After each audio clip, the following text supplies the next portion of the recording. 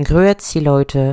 Aujourd'hui, Heidi, un des livres de la littérature suisse écrit par Johanna Spüri, va vous être conté par Florent Bonnet, lecteur du site littérature-audio.com. Je vous souhaite une très bonne écoute.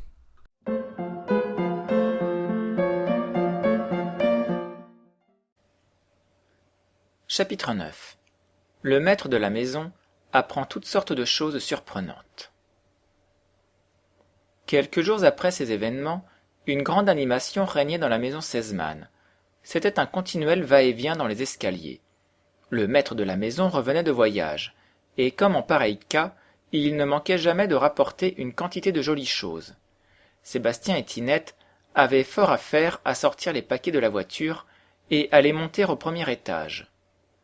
En arrivant, M. Sesemann s'était tout de suite rendu à la chambre de sa fille, où il la trouva en compagnie de Heidi, car c'était précisément le moment de l'après-midi où elles avaient l'habitude d'être ensemble. Clara reçut son père avec les témoignages de la plus vive affection, et le bon père, de son côté, embrassa non moins tendrement sa petite Clara. Puis, il tendit la main à Heidi, qui s'était tout doucement retirée à l'écart, et lui dit avec bonté: « Voici donc notre petite Suissesse. Viens vers moi, et touche-moi la main. C'est bien. Maintenant dis-moi un peu, êtes-vous bonne amie, Clara et toi, ou bien faites-vous comme beaucoup de petites filles qui ont entre elles des disputes, des bouderies, suivies de pleurs et de réconciliations après lesquelles on recommence de plus belle, hein? Non, Clara est toujours bonne pour moi, répondit Heidi. Et Heidi n'a jamais essayé de se disputer avec moi, papa, s'empressa d'ajouter Clara. Allons, c'est bien, voilà qui me fait plaisir, dit le père en se levant. Maintenant, Clara, avec ta permission, je vais manger quelque chose, car je n'ai encore rien pris aujourd'hui. Je reviendrai plus tard auprès de toi, et tu verras ce que je t'ai rapporté. Il passa à la salle à manger, où mademoiselle Rottenmeier jetait un dernier coup d'œil au repas qu'on venait de servir. Il prit place à table, et mademoiselle Rottenmeier s'assit vis-à-vis de lui d'un air si tragique qu'on aurait dit le malheur personnifié. M. Sesemann s'en aperçut aussitôt, et se tournant vers elle, il lui dit: « Mais, mademoiselle Rottenmeier, vous m'accueillez avec un visage dont je ne sais que penser. Vous m'effrayez vraiment. Que s'est-il passé? Clara m'a pourtant paru tout à fait gaie et en train. » « Monsieur Sesemann, » commença la dame d'un ton solennel, « la chose dont il s'agit concerne aussi Clara. Nous avons été indignement trompés. »« Comment cela ?» demanda M. Sesemann en vidant tranquillement son verre. « Vous vous rappelez donc, monsieur, que nous avions résolu de procurer une compagne à Clara. Sachant combien vous tenez à n'entourer votre fille que d'éléments nobles et élevés, j'avais conçu le projet de faire venir une jeune fille de la Suisse, dans l'espérance de voir entrer dans la maison une de ces créatures dont on lit souvent la description, qui, nées dans la pure atmosphère des montagnes, traversent pour ainsi dire la vie sans toucher la terre. Je veux croire cependant, remarqua M. Sesemann, que les enfants de la Suisse doivent comme les autres toucher la terre pour marcher, sans quoi il leur pousserait des ailes au lieu de pieds. Ah, M. Sesemann, vous me comprenez bien, continua la dame. Je veux parler de ces êtres qui vivent dans les hautes et pures régions des Alpes, et qui passent devant nous comme un souffle idéal. Mais, je vous en prie, mademoiselle Rottenmeier, qu'est-ce que Clara ferait d'un souffle idéal? Vraiment, monsieur, je ne plaisante pas, la chose est plus grave que vous ne le pensez. J'ai été trompé, et trompé d'une manière affreuse. Qu'y a-t-il donc de si affreux?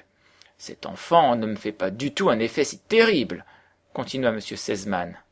Oh, monsieur, je voudrais seulement que vous eussiez vu quels gens et quelles bêtes cette créature a amenés dans votre maison en votre absence.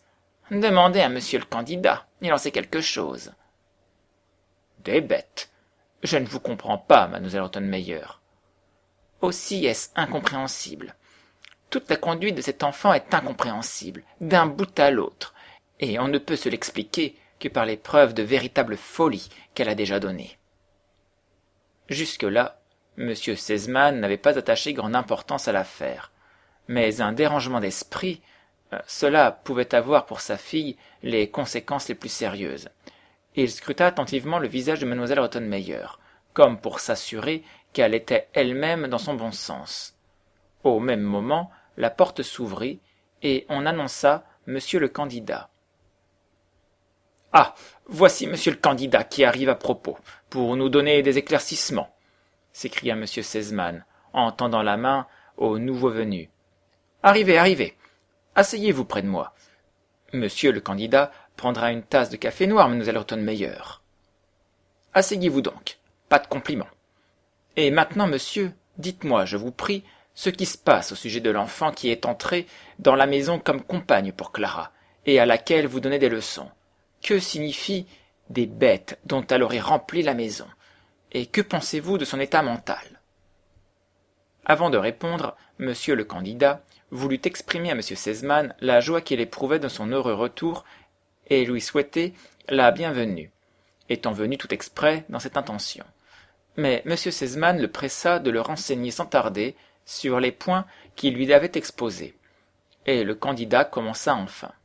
« Si je dois donner mon avis sur l'individualité de cette jeune personne, M. Sesemann, je ferai d'abord remarquer que, si d'un côté on constate chez elle un manque de développement causé par une éducation plus ou moins négligée, ou, pour mieux dire, par une instruction longtemps retardée, et par l'isolement relatif de la vie des Alpes, quoique on ne puisse condamner absolument ce genre de vie, et qu'il présente au contraire ses bons côtés, car un séjour dans les Alpes, quand il ne se prolonge pas au-delà d'une certaine limite, exerce sans aucun doute une excellente influence.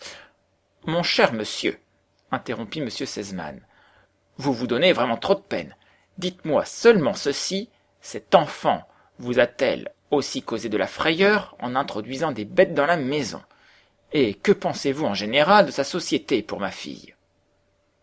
Je ne voudrais en aucune façon faire tort à la jeune personne, reprit monsieur le candidat, car si d'un côté on peut dire qu'elle manque d'une certaine expérience de la société, ce qui s'explique par le genre de vie plus ou moins inculte qu'a mené la jeune fille avant sa translation à Francfort, laquelle translation pourra exercer sur le développement de cet enfant qui est, pour ainsi dire, entièrement, ou du moins partiellement inculte, d'un autre côté, doué de talents incontestables, qu'il serait facile, avec une direction attentive. Veuillez m'excuser, monsieur le candidat. Je vous en prie, ne vous dérangez pas, il faut que j'aille vite auprès de ma fille. En disant ces mots, M. Sesemann sortit en toute hâte et ne reparut plus à la salle à manger. Il se rendit à la chambre d'études et, s'asseyant auprès de sa fille, il se tourna vers Heidi, qui s'était levée à son entrée dans la chambre, et lui dit « Écoute un peu, ma petite. Va me chercher. Attends un moment. Va me chercher. » M. Sesemann ne savait pas trop bien lui-même ce qu'il voulait demander. Il désirait seulement éloigner Heidi un petit moment. « Va vite me chercher un verre d'eau. »« De l'eau fraîche » demanda Heidi. « Oui, certainement, de l'eau très fraîche, » répondit-il. Heidi disparut aussitôt. « Maintenant, ma chère petite Clara, » commença le père en se rapprochant de sa fille et prenant une de ses mains dans les siennes. « Réponds clairement et en peu de mots à mes questions. Quelle bête ta compagne a-t-elle amenée dans la maison? Et qu'est-ce qui fait croire à mademoiselle Rottenmeier qu'elle a parfois la tête dérangée? Peux-tu me le dire ?» Clara était en état de renseigner son père sur ce point, car lorsque mademoiselle Rottenmeier lui avait aussi parlé des propos sans suite de Heidi, elle avait tout de suite compris de quoi il s'agissait. Elle commença donc par raconter l'histoire de la tortue et des petits chats. Puis elle lui donna l'explication des paroles étranges qui avaient si fort effrayé la dame. M. Sesemann se mit à rire de tout son cœur. « Ainsi, Clara, tu ne veux pas que je renvoie cette petite chez elle? Tu n'es pas encore lasse de sa société? »« Non, non, papa, je t'en prie, ne fais pas cela !» s'écria Clara. « Depuis que Heidi est ici, il se passe tous les jours des choses si drôles, et c'est bien plus amusant qu'avant, où il n'arrivait jamais rien. Et puis Heidi me raconte tant de choses. »« c'est bien, Clara. Voici justement ta petite amie qui revient. »« Eh bien, m'apportes-tu de la bonne eau fraîche demanda M. Sesemann en prenant le verre que Heidi lui tendait. Oui, toute fraîche de la fontaine. Tu n'es pourtant pas descendu toi-même la chercher à la rue demanda Clara. Mais oui, et elle est toute fraîche, mais il a fallu aller loin, parce qu'il y avait tant de monde à la première fontaine. J'ai été jusqu'au bout de la rue, à l'autre fontaine, mais là aussi il y avait beaucoup de monde. Alors je suis allé dans une autre rue, et c'est là que j'ai trouvé l'eau, et le monsieur qui a des cheveux blancs envoie ses compliments à M. Sesemann. Eh bien, voilà une expédition, dit M. Sesemann en riant. Mais qui est le monsieur à cheveux blancs? Il passait près de la fontaine. Il s'est arrêté et m'a dit « Puisque tu es un verre, donne-moi un peu à boire. À qui portes-tu cette eau ?» Et j'ai répondu « À M. Sesemann. » Alors il s'est mis à rire très fort. Puis il m'a dit « Tu salueras M. Sesemann de ma part, et tu lui diras que j'espère que ce verre d'eau lui fera beaucoup de bien. » Vraiment, j'aimerais savoir qui m'envoie cet aimable souhait. Dis-moi, quel air avait ce monsieur? Il a l'air très bon quand il rit. Il a une belle chaîne en or où pend une chose d'or avec une grosse pierre rouge. Et il y a une tête de cheval au bout de sa canne. « Ah, c'est le docteur, c'est mon cher vieux docteur !» s'écrièrent d'une seule voix le père et la fille. Et M. Sesemann fut bien diverti, à part lui, en pensant aux réflexions qu'avait dû faire son ami sur cette manière de se procurer un verre d'eau.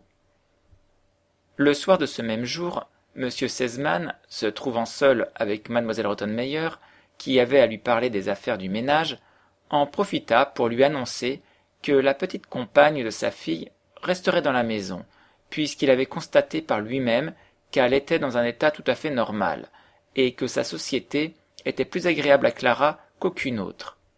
« Je désire donc, ajouta-t-il, en accentuant ses paroles, que cet enfant soit toujours traité avec affection, et que ses originalités de caractère ne soient pas considérées comme des crimes. Du reste, si vous ne savez pas comment vous y prendre avec elle, vous aurez très prochainement une aide dans la personne de ma mère, qui va venir passer quelque temps dans ma maison. Et vous savez par expérience que ma mère sait se tirer d'affaire avec qui que ce soit. N'est-il pas vrai, mademoiselle Rottenmeier? Sans doute, monsieur Sesemann, répondit-elle sans paraître le moins du monde enchantée à la perspective de l'aide qu'on lui annonçait. M. Sesemann n'avait qu'un temps fort court à passer chez lui.